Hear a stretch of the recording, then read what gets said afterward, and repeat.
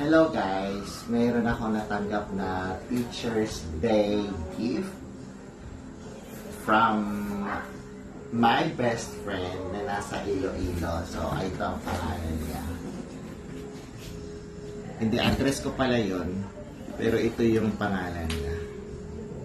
Ayan. So, hindi ko alam kung anong laman nito, pero pinadala niya ito dito sa bahay sa amin sa Caloocan. So, thank you, friend. Thank you, Rinelia. So, sana next time talaga makapunta ako sa Iloilo at magbisita kita dyan. So, buksan na natin. Wait lang. Ano kaya to? Excited ako. Dati kasi pag ipapadala si Rinelia sa akin, mga pagkain. So, ngayon, hindi ko alam kung ano to. Ano pinadala? Ayan.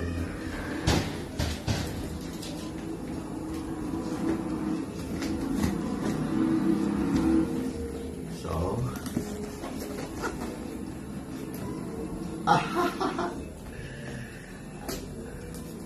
May nakita ko na parang gift wrapper. OMG, mga pagkain nga. From Iloilo. Ito yung paborito ko na pinapadala niya sa akin. Ayan, oh. Ayan, oh, mga pagkain. Oo. Ito yung pinakamasarap. Ito, oh. Ano naman to? Ayan, Opiyaya. Oh my God, thank you. So, natuwa naman ako. Ito ang lagi niya pinapadala sa akin. Or minsan, kapag galing siya sa Iloilo, tapos bumibisita siya dito sa Maynila, ganito rin ang kanya. Tanan manamit, sabi niya. Ito rin ang kanya mga dinadala sa akin, mga pasalubong from Iloilo. Pero mayroon pa dito. Ano kaya to? My God, nakaka-excite. Minsan, pag galing siya sa Cebu, mga ang pasalubong naman niya sa akin yung ano. Mangga na po yun. Oo, saka ano, yung chorizo. Ano ba yun? Longganisa. Longganisa from Cebu. My God. So, by the way, para sa inyong kaalaman, isa si Rinelia na sa nagbigay ng tulong nung nasa ospital ako. Kaya natin siyang help. Thank you. Binigyan ka? Oh, binigyan ako. Magkano? Mamaya na, sabihin ko sa'yo after ng video. My God, ano to? Paano ba ito buksan? Itanggalin mo pa yung ano.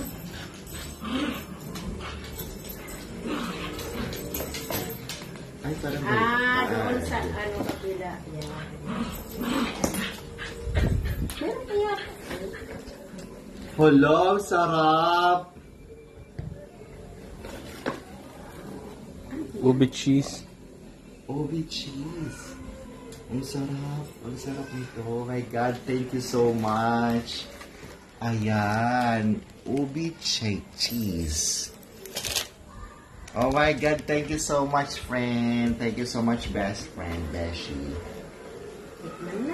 OMG! Tama lang, dessert to. Kasi kanina kumain na kami ng dinner. So, thank you so much from Iloilo. So, sana next time makapunta na talaga ako dyan makapunta kami dyan. Kasi si nanay minsan pinapupunta doon kapag umaalis sila ng ibang bansa, gusto niya sana tayo nandoon para tayo doon tumako sa bahay. Eh, kaso hindi naman na pwede. Bakit hindi? Sige, punta tayo. O, dalhin yung mga aso.